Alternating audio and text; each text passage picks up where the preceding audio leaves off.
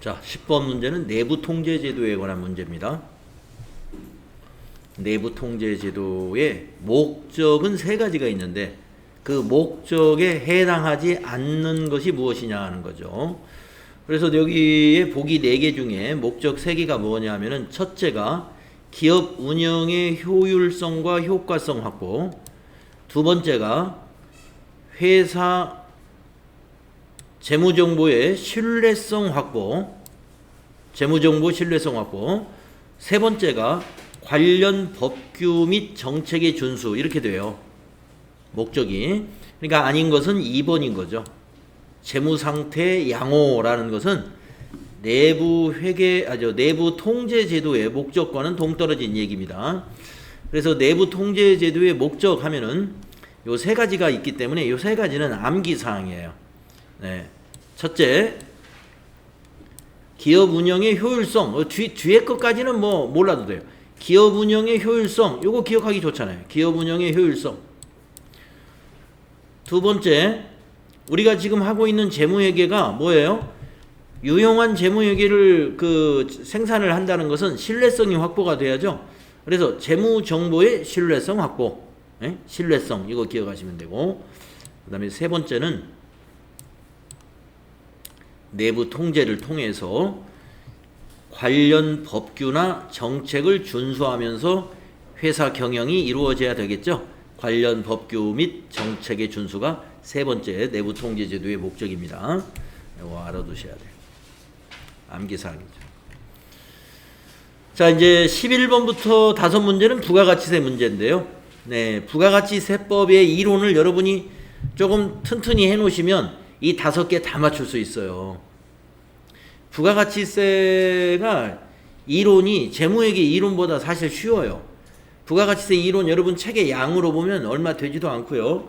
제가 그 강의 수를 보면은 여러분 온라인 교육할 때 부가가치세 이론이 11강으로 구성되어 있거든요. 제가 강의 녹화한 게 11강, 그거 양이 얼마 안 됩니다. 1강이라고 해봐야 강의 시간이 20-30분밖에 안 되거든요. 네. 11강. 그런데 재무회계 이론은 벌써 28강인가 그래요. 28강. 거의 2배 이상이 됩니다. 그렇기 때문에 양적으로 또 이제 재무회계 쪽에서 그래서 10문제를 내는 거고, 10문제. 그리고 부가가치세에서 5문제를 내는 거죠. 양이 작으니까. 자, 부가가치세 이론 양이 많지 않습니다. 자, 다음 중 우리나라 부가가치세법의 특징으로 올바르지 않은 거. 여러분, 부가가치세법의 특징이 부가가치세 이론 맨 첫 페이지에 나왔어요. 뭐 간접세이다, 국세이다, 소비지국 과세 원칙이다, 전단계 세액공제법이다, 이런 것들이 있었죠. 자, 한번 보겠습니다. 부가가치세의 역진성 완화를 목적으로 영세율 제도를 운영한다는 건 이건 틀렸네요. 역진성 완화를 목적으로 운영되는 것은 면세 제도예요. 면세 제도. 영세율 제도가 아니라. 그래서 옳지 않은 거 바로 1번이다. 네, 찾았습니다. 자, 2, 3, 4 한번 보세요. 납세 의무자와 담세자가 다른 간접세이다. 맞죠? 소비지국 과세 원칙을 채택하고 있죠. 그래서 수출하는 경우에 영세율을 적용하고 있지 않습니까? 그 다음에 전단기 세액공제법 맞습니다. 다음 12번. 다음에 재화를 판매한 경우 부가가치세가 면세되는 것은 몇 개냐? 이건 빵은 가공했기 때문에 이건 과세입니다. 신문 면세입니다. 신문. 네. 당근도 미가공 농산물이기 때문에 면세입니다. 예, 이 완구는 과세죠. 그래서 2개다. 이런 문제 잘 나와요. 면세가 몇 개냐 하는 거 그림을 보고 딱 골라낼 수 있죠. 다음 부가가치세법상 과세 표준에 대한 설명으로 옳지 않은 것은, 옳지 않은 거 찾는 거죠. 과세 표준이라는 것은요, 세금을 부과하는 기준이 되는 금액을 과세 표준이라고 그래요. 부가세가 과세되는 금액, 그게 과세 표준이에요.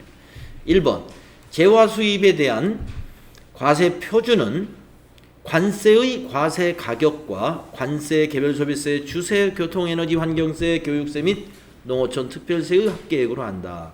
맞아요. 예. 우리가 재화를 수입할 때 부가가치세가 과세되죠? 그럼 얼마를 가지고 과세할까요? 그 관세의 과세 가격, 즉 관세의 과세 표준. 네, 관세의 과세 표준이라는 건 뭐예요? 이게 만약에 요 스마트폰을 외국에서 수입한다. 그러면 이 스마트폰이 가령 100만 원짜리라고 봅시다. 그러면 이 100만 원에 관세가 붙겠죠. 그래서 관세의 과세 가격은 요 100만 원이 되겠습니다. 100만 원. 자, 스마트폰에 개별 소비세가 붙는다고 보겠어요. 그러면은 개별 소비세가 20% 붙는다. 그러면 요 스마트폰 100만 원에다가 그게 관세의 과세 가격이에요. 예, 거기다가 개별 소비세 20% 그러면 20만 원 붙고 또 관세가 붙겠죠. 10만 원 붙는다. 그럼 100만 원에 10만 원 130만 원이 되고 자, 그래서 주세, 교통, 에너지, 환경세, 농어촌 특별세는 없다 치더라도 부가가치세의 과세 표준은 얼마가 되냐면 관세하고 개별 소비세만 합쳤을 때 관세의 과세 가격 100만 원에다가 30만 원이 더해져서 부가가치세의 과세 표준은 130만 원이 됩니다. 그 말입니다. 1번 맞았어요. 2번 매출 내누리, 매출 할인, 환입 및 매출 할인은 과세 표준에 포함하지 않는다. 빼줘야 되는 거죠. 그러니까 포함하지 않는다. 맞죠? 다음 3번 외국 통화로 대가를 받는 경우 공급시기 도래전에 원화로 환가한 경우 공급시기 기준 환율 또는 제정 환율에 의하여 과세 표준을 계산한다. 자, 이거 틀렸네요. 공급시기 도래전에 원화로 환가를 했다는 말은요. 선적을 하기 전에 선적, 이게 외국 통화로 대가를 받았다는 것은 수출했다는 얘기거든요. 수출을 했는데 선적일이 6월 9일이 선적일이에요. 오늘 선적이라는 것은 뭐냐면 오늘 배에다가 물건을 실었다는 거예요. 예. 그것이 공급시기입니다. 그런데 돈을 받아가지고 미리 받았어요. 선수금으로 받았다는 거죠. 그래서 공급시기 도래 전에 원화로 이미 바꿔놨어요. 언제? 6월 1일 날 돈 받아가지고, 예. 2천만 원 이렇게 돈을 바꿔놨어요. 환가했답니다. 우리나라 돈으로. 이렇게. 달러가 아니라 6월 1일 날 그 달러를 한화로 바꿔서 2천만 원 환가했으면 이것이 공급가액이 돼요. 환가한 금액이. 그래서 이걸 고치면 공급시기 기준 환율을 적용한다는 것은 6월 9일 선적일의 기준 환율을 적용한다고 했는데 그러지 않습니다. 공급시기 도래 전에 원화로 환가한 경우에는 환가한 금액. 그래서 이 뒤에를 뭘로 바꿔야 되냐면은 그런 경우에는 여기 싹 지우고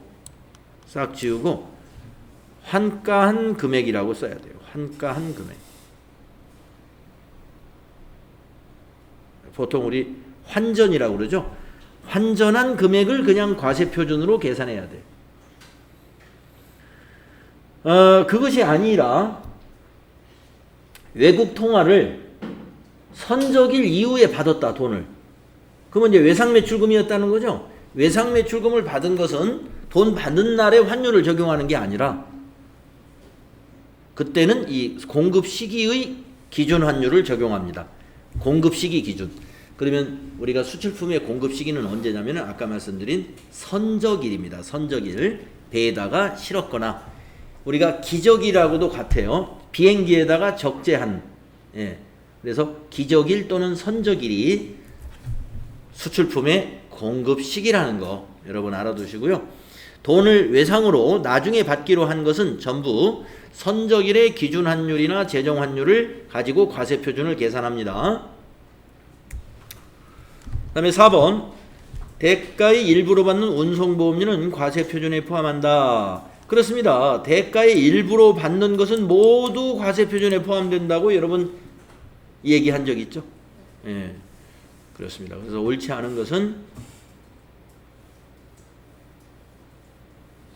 3번이 그래서 틀린 거예요. 예, 여기가 틀렸다 이 말이에요. 다음에 14번 문제를 보면요. 재화의 공급에 해당하지 않는 것은 재화의 공급 여러분이 뭔지 아시죠? 자, 1번 동종업자로부터 차용한 원재료를, 이 차용이라는 건 빌린 거죠. 원재료를 빌려가지고 소비하고 사용하고 동종의 원재료를 반환했다. 빌려 쓰고 다시 내가 사가지고 다시 줬어요. 그러면 이걸 우리가 재화의 공급으로 보느냐 이거예요. 봅니다. 이런 거래를 교환거래라고 그러죠. 교환거래. 교환거래 과세가 돼요. 예, 물건 빌려 쓰고 원재료 빌려 쓰고 다시 원재료를 우리가 사서 갚았습니다. 교환거래로 해서 예, 사고 판 것으로 부가가치세 신고돼야 돼요. 자, 사업용 건물을 재산세로 물납한 경우 이걸 우리가 뭐라고 부르냐면요. 재산세를 물건으로 건물로 납부했다 이 말이에요. 돈이 없으니까 건물로 그냥 세금을 내버렸다는 거예요. 재산세가 어마어마하게 나온 모양이죠. 자, 이걸 우리가 조세물납이라고 해요. 회계 용어로 세법 용어로 조세물납이라고 하는데 조세물납은 과세가 아닙니다. 공급이 아니다. 공급이 부가가치세가 과세되지 않는다. 조세물납은 공급이 아니다. 2번이 해당하지 않는 것입니다. 건물의 현물 출자는 과세입니다. 여러분 건물을 세금으로 낸 것은 조세물납. 그건 과세가 아니에요. 부가가치세를 과세하지 않지만 건물을 가지고 출자했다는 거예요. 예. 현물로 출자했다. 이건 뭐냐요? 건물 10억짜리가 있는데 건물을 가지고 회사에다 주고 10억 원어치 주식으로 받았다 이 말이에요. 그러면 그걸 건물을 그 기업에다가 판매한 걸로 봐요. 재화의 공급으로 본다 이거예요. 그래서 이건 과세예요. 현물 출자는 과세입니다. 그 다음에 생수 판매 과세죠. 예, 생수는 과세죠. 우리가 집에서 연결되어 있는 수도꼭지에서 나오는 수도, 네. 수도꼭지에서 나오는 물은 우리 수도요금 낼 때 부가가치세 없어요. 예, 그냥 수도요금밖에 없습니다. 물값밖에. 수도요금은 상수도 그거는 이제 면세지만 생수 과세라는 거. 그래서 재화의 공급에 해당이 됩니다. 해당하지 않는 건 2번이네요. 다음 15번. 다음 중 부가가치세법상 영세율 적용 대상이 아닌 것은 자, 영세율이 아닌 걸 한번 찾아볼까요? 1번 수출업자와 직접 도급계약에 의하여 공급하여 수출재화 임가공을 했다. 수출재화 임가공 이거 영세율 적용해요. 영세율이고요. 국내에서 내국 신용장에 의하여 공급하는 재화 이것도 영세율 적용합니다. 국외에서 제공하는 용역 이거 영세율입니다. 사업자가 아닌 개인이 소형 승용차를 수입하는 경우 영세율을 해줄까요? 과세죠. 과세. 승용차 수입하면 부가가치세 과세. 수출이 영세율이지 수입은 영세율이 적용 안 되죠. 4번이 답이 됩니다. 자, 부가가치세 문제. 네. 그 질문이 있는데요. 네. 그 면세할 때 네. 신문은 면세되잖아요. 신문 면세. 네, 맞습니다. 근데 인터넷 광고도 인터넷 뉴스 같은 것도 면세가 인터넷 뉴스나 신문, 인터넷 뉴스나 신문은 면세지만 그러면 신문 광고에서 나오는 거 그렇죠. 그러니까 인터넷에 실리는 광고 있죠, 광고는 과세. 그러니까 인터넷 신문만이 아니라 우리 종이로 된 신문도 신문 구독료에는 면세예요. 신문 구독료. 근데 내가 신문사에다가 우리 회사를 광고하고 싶어요. 근데 광고료가 신문사에서 100만 원이라고 그래요. 그럼 100만 원 플러스 10만 원, 광고료가 110만 원이 됩니다. 부가세를 과세합니다. 광고료에는. 그러면 로또 사는 그 용지 복권이요? 네, 복권. 예, 복권은 면세입니다. 아, 예, 복권, 공중전화 사용료 예, 면세.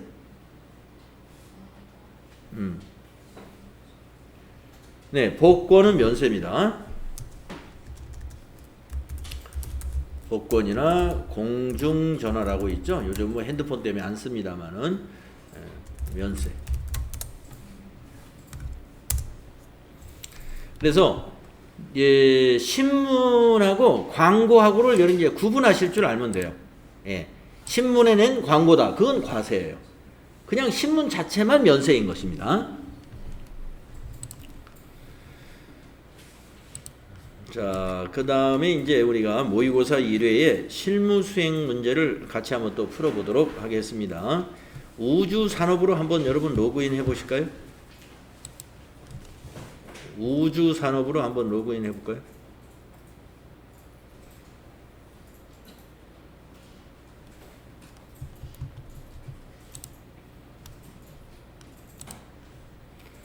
자, 그런 다음에 우주산업은 통신장비를 도소매하는 법인이라고 되어 있습니다. 통신장비 도소매하는 법인이다. 네, 기초정보관리 이해 문제를 한번 봅시다. 사업자 등록증에 의한 회사 등록 수정. 우주산업은 사업장을 이전하고 서초세무서로부터 다음과 같은 사업자 등록증을 변경 발급받았습니다. 회사 등록 메뉴에서 변경된 내용을 반영하시오. 자, 이전했으니까 주소가 바뀌었다는 거죠. 그래서 주소를 고쳐야 되겠습니다. 그래서 회사 등록에 가셔가지고 네, 주소가 지금 강남구 강남대로 로 입력이 되어 있는데 예, 바뀐 주소가 예, 거기에 시험지에 이제 있는 대로 고쳐 입력하면 되죠. 서울특별시 서초구. 아, 이거 어떻게 할까요? 이거 지워버려야죠. 우편번호가 강남구 거로 되어 있으니까 지워버리고 뒤에 거 고치면 돼요. 서초구 강남대로.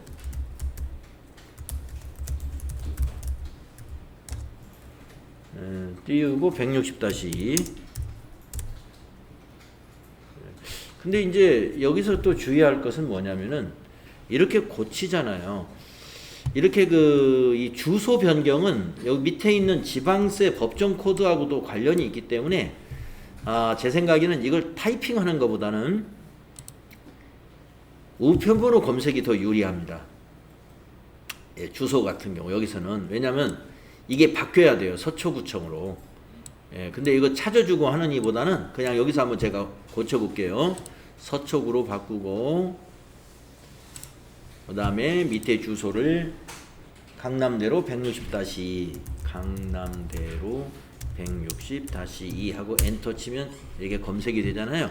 여기 있는 적용을 누르면 여기 아까 강남구청 14번이 강남구청이었는데 서초로 바뀌고 세무서도 강남세무서에서 서초세무서로 바뀌었죠.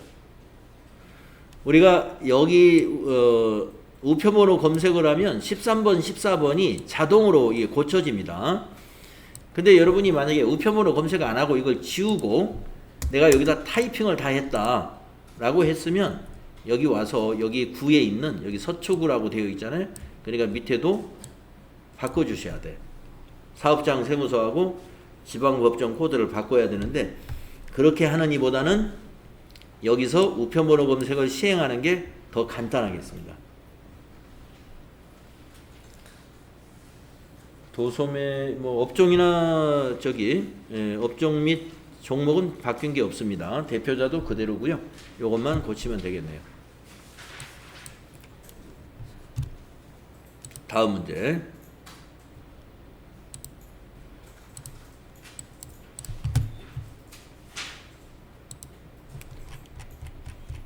개정 과목 및 적용 등록 21년도부터 회계 업무를 편리하게 하기 위하여 회계 프로그램을 사용하기로 하였다. 240번 소프트웨어 개정에 다음 적용을 등록하시오. 네, 그래서 개정 과목 및 적요 등록에 갑니다. 그래서 240을 딱 키보드로 누르면 240으로 바로 가죠.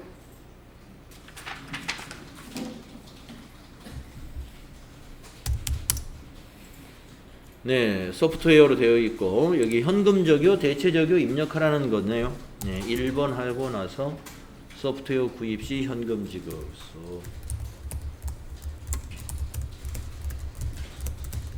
엔터 치고요. 대체 적요에 가서 1번 하고 선급금의 소프트웨어 대체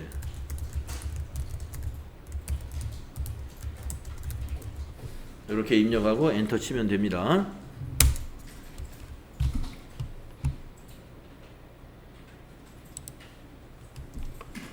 그 다음에 세 번째 문제, 전기분 재무제표의 입력 수정, 재무상태표를 고치라는 얘기죠. 네. 우주산업의 전기분 재무제표는 이미 2월마다 등록되어 있다. 우주산업의 제5기분 재무상태표 검토 결과 입력 오류가 발견되었다. 입력이 누락되었거나 잘못 입력된 부분을 찾아 수정 입력하시오 하는 문제죠. 예, 그래서 전기분 재무상태표를 열어야 됩니다. 그래서 밑에 차액이 지금 7,424만원이 나와 있는데 이게 0이 나올 때까지 고쳐야 돼요. 무턱대고 위에서부터 다 보는 방법이 있고 그냥 여기서 그룹별로 딱 체크한 다음에 그 부분을 딱 찾아가서 고치는 방법이 있습니다. 자, 유동자산 990, 290. 네, 유동자산에서 일단 예, 좀 차이가 있어요. 그러면 현금부터 이제 확인할 수밖에 없죠.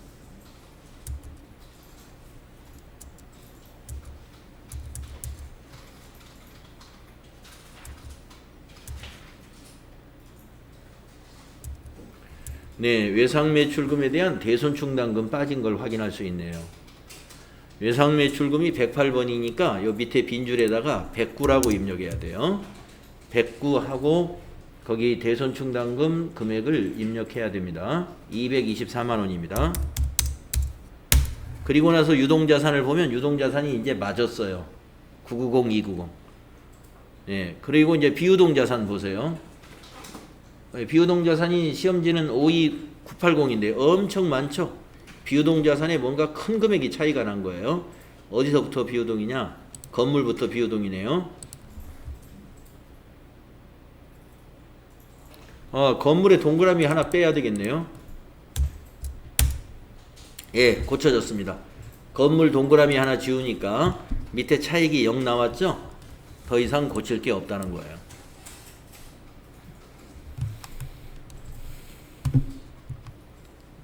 자, 전기분 재무상태표 고치는 연습 우리 해봤고요.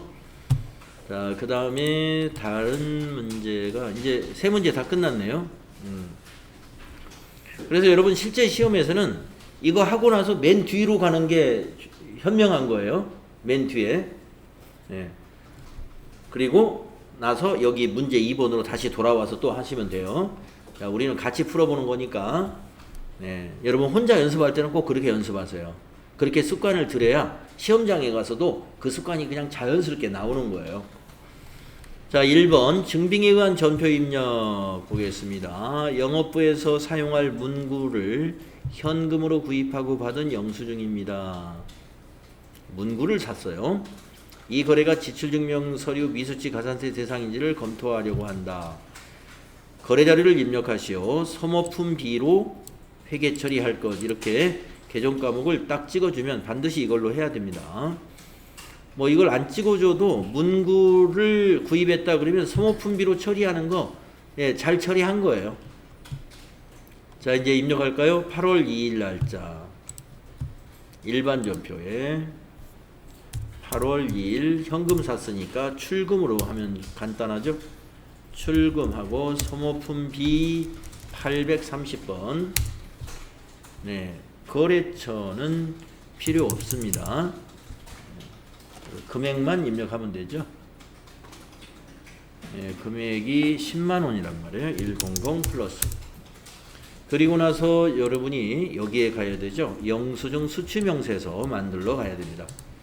예, 이것도 그대로 보고 입력만 하는 거기 때문에 어렵지가 않아요. 2021 0802 상호는 동화문구, 성명은 박명도, 사업장은 이건 타자 해야 됩니다. 서울 서초구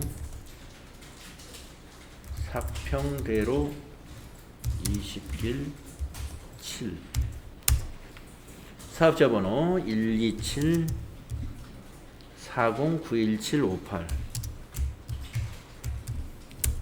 거래금액 10만원, 소모품비 구분은 이거 해당되는 거 없죠. 문구류. 계정 코드에서는 아까 몇 번을 했더라? 코드 830번.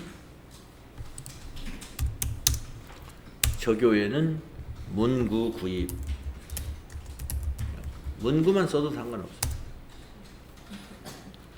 그리고 이제 그 영수증 수취 명세서 1번으로 가봐야 돼요. 가가지고 이게 와 있는가를 보시라 그랬죠. 네. 그래서 와 있으면 요거 닫기 단추를 누르면서 저장까지 해줘야 돼요. 요 닫기 누르면서 저장하시겠습니까 해서 예 해주면 됩니다. 요게 좀 할 일이 많았기 때문에 이거 4점짜리라는 거죠. 네. 그 다음에 이거 하나 하면 이론 2개 맞춘 거하고 같아요. 이론 2개 맞춘 거하고 4점이니까. 예, 그 다음 두 번째는 항공권 발행 확인서. 예, 이 항공권 영수증이 말이죠. 복잡해 보여요. 예, 성급한 사람은 이 금액으로 회계 처리할 수가 있는데 이 금액이 아니고 여기 수수료까지 포함해 가지고 총 결제 금액, 예, 이 금액으로 회계 처리해야 됩니다. 네, 항공권 발행 확인서 뭐 지금은 이제 이 여행을 우리가 지금 코로나 때문에 여행이 딱 막혀 있어 가지고 이런 항공권 뭐 발행 같은 거 할 기회도 없겠네요. 네. 과거에 여행 많이 갈 때는 이거 많이들 하셨을 거예요. 그래서 이 항공권 발행 확인서 우리 인터넷으로 항공권 예약하고 여행사 통해서 항공권 예약하고서 프린터로 출력하면 이렇게 나오거든요.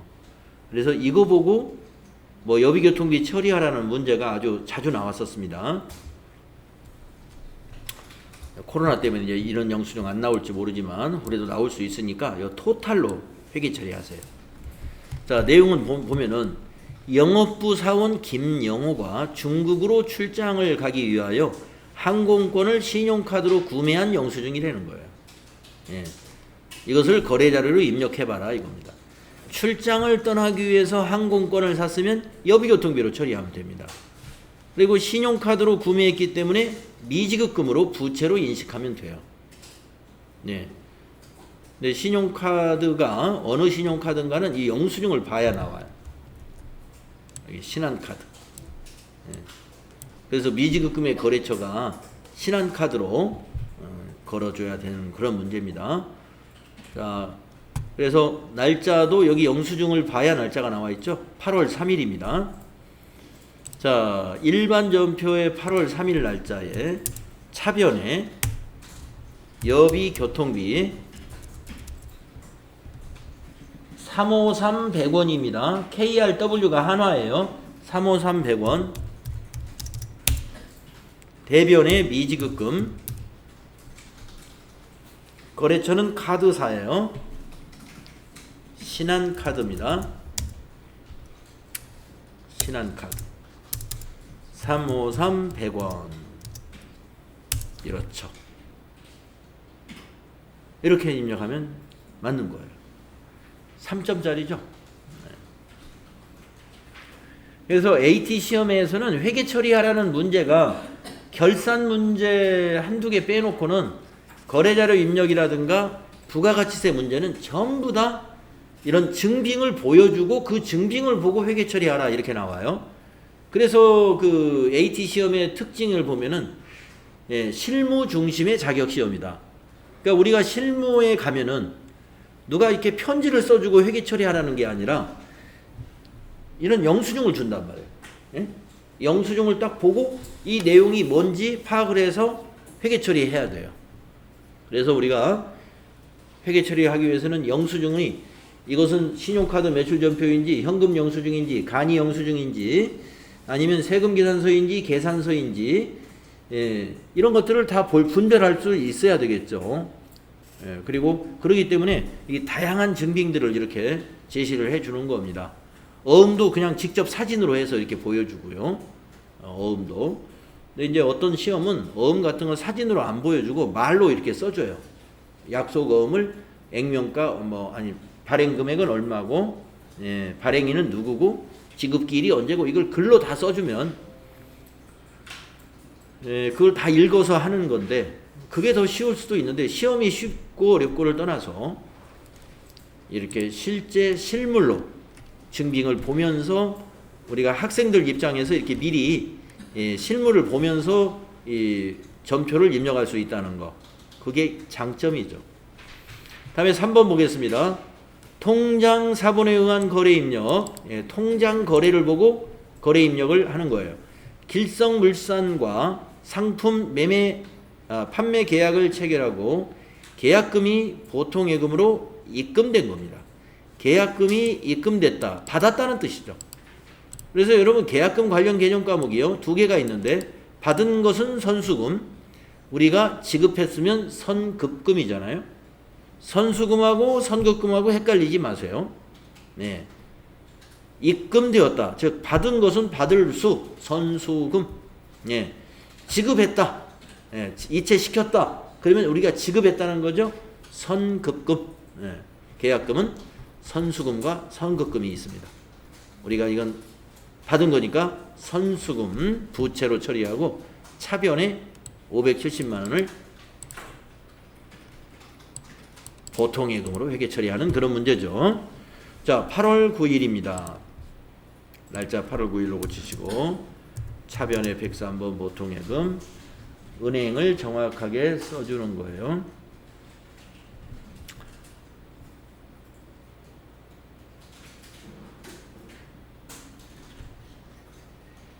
우리은행이죠.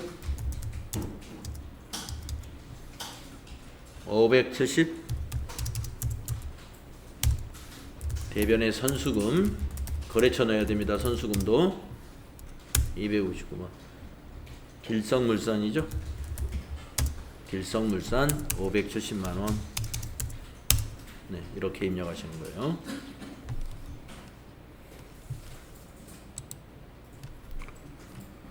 다음은 4번 문제 보겠습니다. 통장 사본에 의한 거래 입력. 자, 통장 사본을 보니까 보통예금 통장인데 찾으신 금액, 찾았다는 건 대변이라는 얘기입니다. 그래서 보통예금은 대변이다. 우리은행 보통예금 계좌에서 신한은행 당좌예금 계좌로 이체했답니다. 그러면 당좌예금은 차변에 와야 되겠죠. 입금된 것은 차변, 출금된 것은 대변이니까. 그런데 출금 금액에는 수수료 500원이 포함되어 있대요. 그러면 이 500원은 수수료 비용 처리해야 돼요.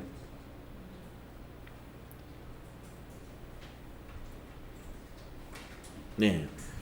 그래서 비용 발생이니까 수수료 비용은 차변에 와서 발생하죠. 그래서 차변의 수수료 비용, 차변의 당좌예금, 그리고 대변은 하나, 보통예금이 되겠습니다. 자, 그러면 한번 입력해 볼까요? 8월 13일 대변의 보통예금부터 입력하는 게 좋아요. 8월 13일 4번 대변의 103번 보통예금. 은행은 우리은행이죠. 금액은 3500500. 차변이 당좌예금이 하나 있죠. 당좌예금의 거래처는 신한은행입니다. 신한은행 당좌.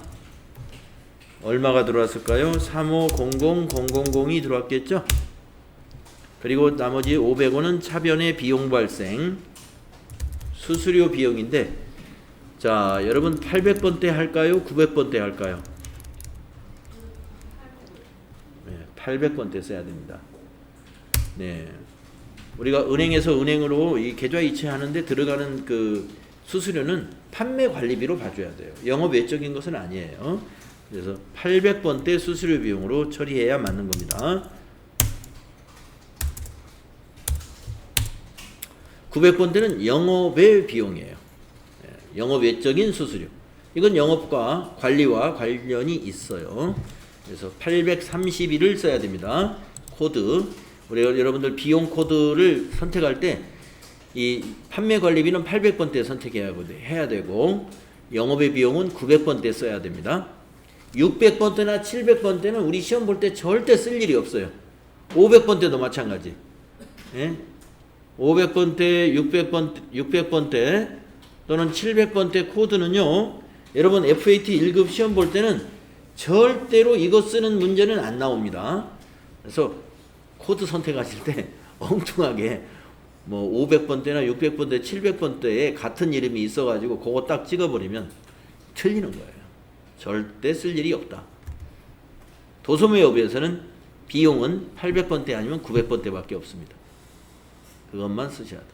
900번대도 아주 뭐 유형자산 처분 손익이라든가 단기 매매주권 처분 손익이라든가 네, 그런 것들이 이제 900번대죠. 자, 그러면 좀 쉬었다가요. 여기까지 하고 5번 풀이부터는 다음 시간에 또 풀이를 해보도록 하겠습니다. 네, 10분간 쉬도록 하겠습니다.